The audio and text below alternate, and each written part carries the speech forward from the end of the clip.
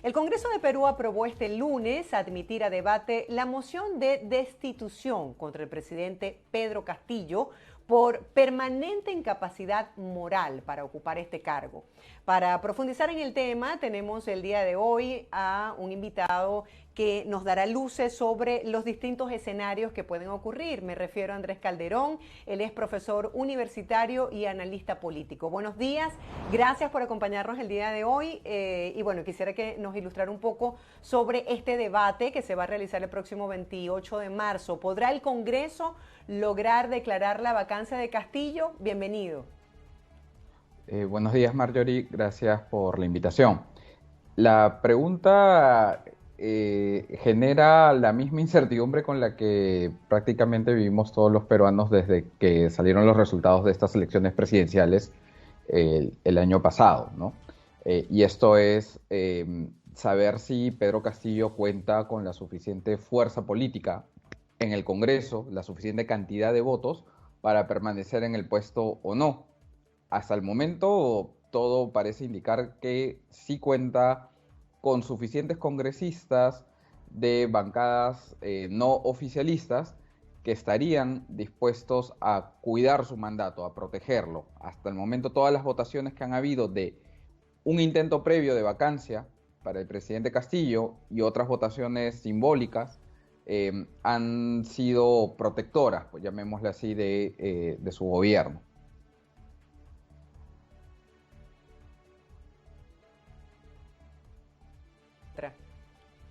Sí, recordemos que el Congreso admitió el trámite con 76 votos a favor y 21 en contra con 10 abstenciones. ¿Podría repetirse una votación similar para el próximo 28 de marzo? ¿Y por qué ha estado tan criticado? ¿Por qué ha sido tan criticado el gobierno de Castillo?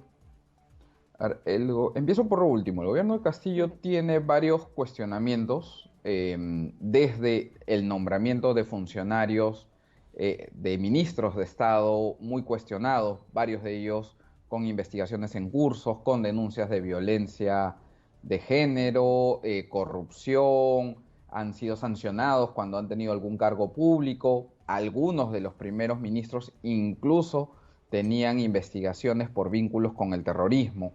Entonces, a eso se le ha venido sumando en las últimas semanas denuncias e investigaciones de corrupción que involucran al propio Castillo, al haberse reunido con lobistas, empresarios, que luego han obtenido millonarios contratos en procesos cuyas irregularidades han salido a flote. Una de estas lobistas, Karelyn López, hace poco se acogió a un proceso de colaboración con la justicia en la que reconocía haber cometido delitos y que el mismo Pedro Castillo estaba involucrado en varios de ellos, en actos de corrupción. Entonces, todo esto nos lleva a un escenario de, creo yo, mayor debilidad del gobierno, mayor debilidad política en la opinión pública, pero que finalmente se termina por resolver con la cantidad de votos que tenga en el Congreso. Y como tú acabas de mencionar, la aprobación de la vacancia se dio con poco más de 70 votos. La aprobación para discutir la vacancia, lo que obliga a que el presidente Castillo o su abogado acudan al Congreso a defenderse de las imputaciones que se han realizado. Pero para que esta vacancia finalmente se apruebe, se requiere 87 votos, es decir, 2/3 del número legal de representantes en el Parlamento. Hasta el momento no ha habido alguna votación relevante en que el Congreso haya logrado tal cantidad de votos en una posición contraria a la del oficialismo, ¿no? Hay algunas bancadas, vamos a llamarlas bisagra, que son las que podrían definir la suerte del mandatario y que si seguimos tomando en cuenta el histórico, la votación histórica, llegaríamos a la conclusión de que Castillo está protegido, de que estas bancadas bisagra no van a votar a favor de la vacancia, no lo han hecho anteriormente. Pero de aquí hasta la fecha de presentación de Castillo, poco menos de 2 semanas, pueden pasar muchas cosas, pueden salir nuevas revelaciones que terminen modificando el fiel de esta balanza. Sí, señor Andrés, quisiera que nos explicara un poco estos señalamientos que se le hacen al presidente tienen que ver con su gestión de gobierno o tiene que ver con lo que él ha venido realizando desde el pasado y solamente explotó en este momento, salió a la luz pública? ¿Y qué ha pasado? ¿Ha tenido falta de asesoramiento? Porque si se ha vinculado con personas que están señaladas dentro de su gabinete, y recuerdo que en menos de 6 meses creo que cambió 4 veces de gabinete, era de esperarse que iba a tener todas estas críticas y posiciones encontradas, porque bueno, tarde o temprano la verdad siempre sale a la luz, ¿no? Sí, a diferencia de lo que ocurrió en el periodo presidencial anterior, en donde se plantearon dos mociones de vacancias contra presidentes, el primero fue Pedro Pablo Kuczynski, que terminó renunciando porque ya todo indicaba que se iba a aprobar la vacancia, y su sucesor, Martín Vizcarra, fue vacado. Los cuestionamientos con relación a Pedro Castillo no tienen que ver con su pasado. A Pedro Pablo Kuczynski lo intentaron vacar por sus vínculos cuando él era asesor empresarial y tuvo un rol también posteriormente en el Estado. En el caso de Martín Vizcarra, él fue vacado por señalamientos de corrupción durante su época como gobernador regional del departamento de Moquegua, un departamento al sur del Perú. En el caso de Pedro Castillo, todos los cuestionamientos están vinculados con su rol en estos cortos 7 u 8 meses de gobierno, ¿no? Lo que nos lleva a una determinación preliminar bastante sombría, ¿no? O sea, cuántas malas acciones o decisiones puede realizar un presidente para enfrentar en tan poco tiempo ya dos pedidos de destitución, dos pedidos serios de destitución, y haber cambiado del gabinete ministerial por completo hasta en 4 ocasiones, ¿no? Eh, digamos, creo que refleja mal asesoramiento, sin duda, de parte del entorno presidencial de Pedro Castillo, pero también una incapacidad de gestión muy grande del propio jefe de Estado, ¿no? Él finalmente es la última persona que en decidir si tal o cual ministro va al Estado, ¿no? Si él se reúne o no se reúne con funcionarios también cuestionados y con representantes de empresas que están en el marco o tienen el interés de lograr un contrato con el Estado, ¿no? Y esto último, o sea, las denuncias de corrupción, creo yo, son las que han tomado mayor forma, también por la actitud sombría que ha mostrado el presidente. Él, cuando salieron los primeros cuestionamientos, simplemente no daba cara, no respondía a las preguntas de la prensa, las llamaba como teorías de conspiración, ¿no? Y después, poco a poco, las personas involucradas han ido revelando más datos, han ido revelando que se han reunido de forma secreta con Pedro Castillo, tanto en el Palacio de Gobierno como en un inmueble ubicado en una zona de la capital, donde él mantenía estos cónclaves clandestinos y cuya información siempre se rehusó a compartir, a entregar la lista de visitantes a este local. Sí, esta sería la segunda moción de destitución contra el presidente Pedro Castillo, dado que la primera pues no alcanzó los votos necesarios para el debate a finales de año pasado. Pero ahora las reglas del juego, el escenario político ha cambiado. Una amiga periodista venezolana que ejerce en el Perú me decía que en el Perú existe independencia de poderes, por lo tanto, cuando un presidente está siendo analizada su gestión, tienen la capacidad los ciudadanos de tomar esta decisión. Si nos explica un poquito cómo sería el proceso de vacancia, vamos a compartir con nuestros televidentes, con la audiencia, una infografía bien interesante que nos habla acerca de los 3 pasos que tienen que ver con la vacancia. Y vamos a compartirlo mientras que usted nos explique. Claro, la vacancia es similar a un juicio político, que quizás es algo con lo que distintos países nos podemos relacionar, ¿no? O la figura del impeachment. No es propiamente tal, ¿no? En teoría, las razones para poder discutir una vacancia están claramente contempladas en la Constitución.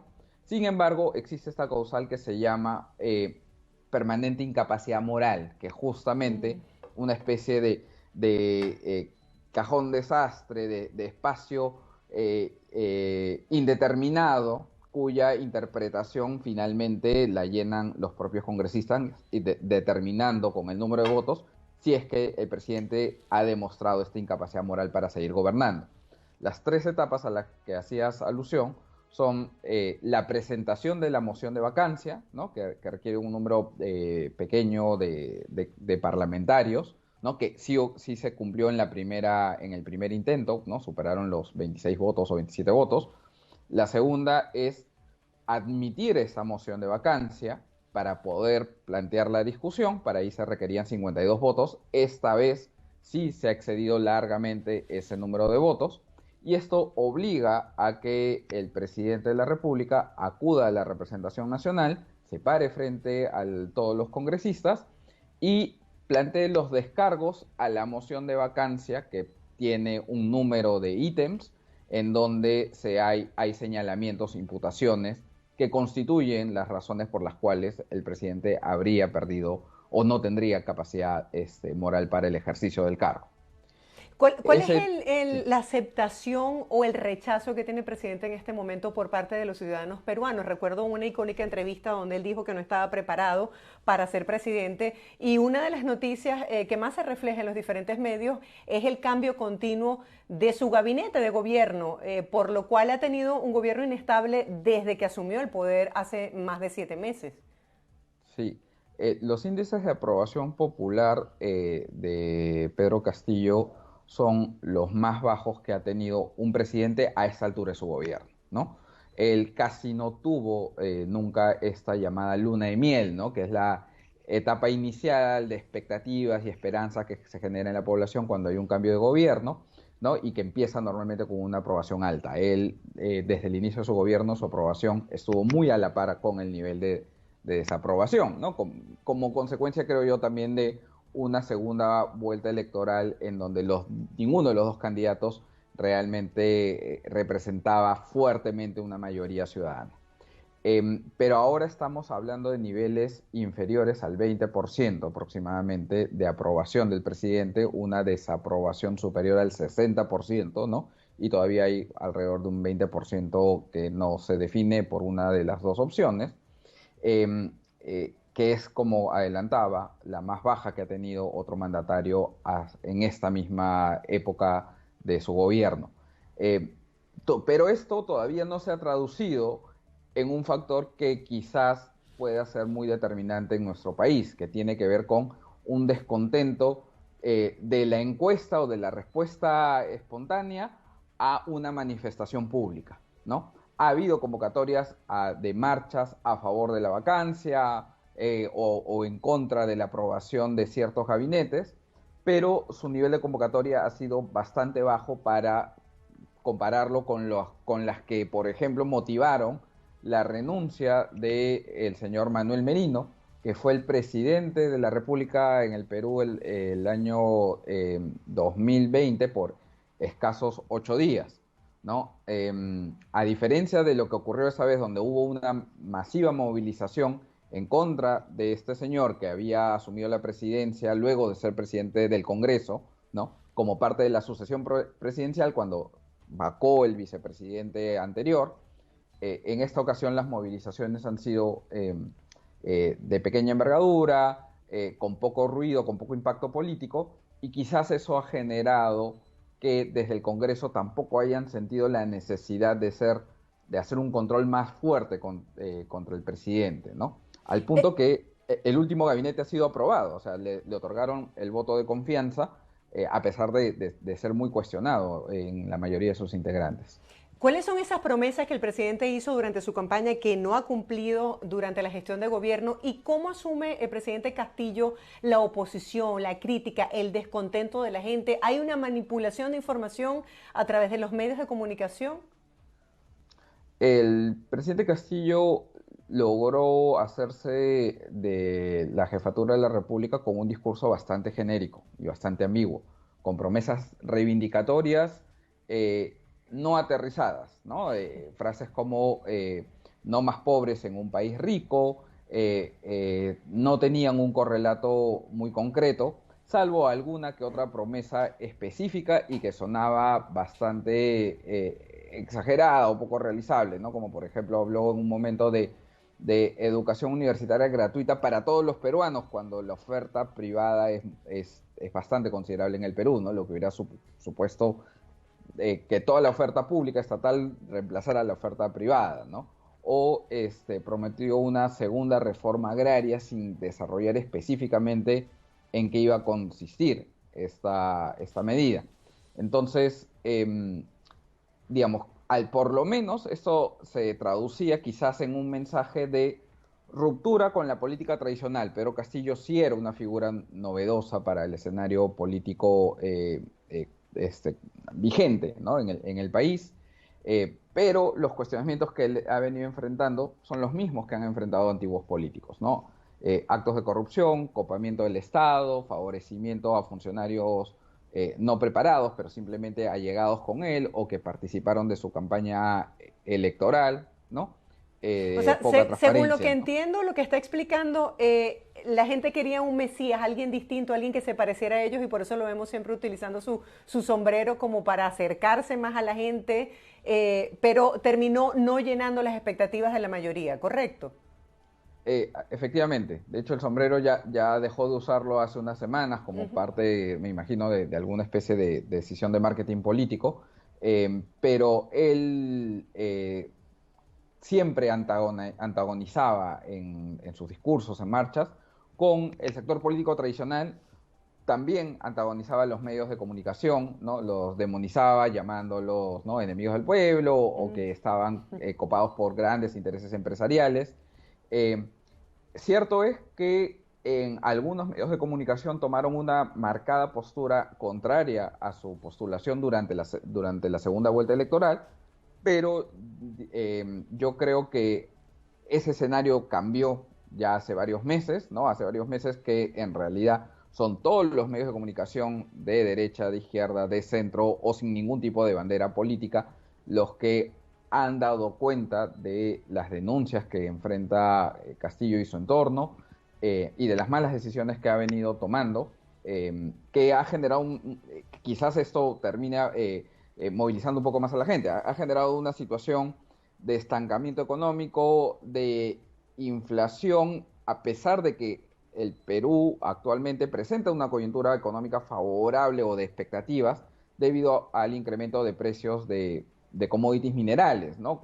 Y debido a la capacidad que todavía tiene de gasto en inversión pública que no se ha venido ejecutando, ¿no? Eso todavía quizás no se ha manifestado de manera muy tangible en el bolsillo de todos los peruanos, pero ciertamente es una situación económica estancada que puede generar un mayor descontento justamente cuando se empieza a verificar lo que tú acabas de mencionar, ¿no? Promesas vacías o claramente rotas, ¿no?, por parte de este gobierno de cambio.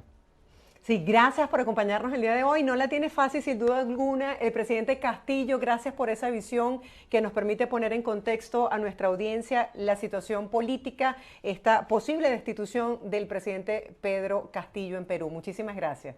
Gracias, buenos días.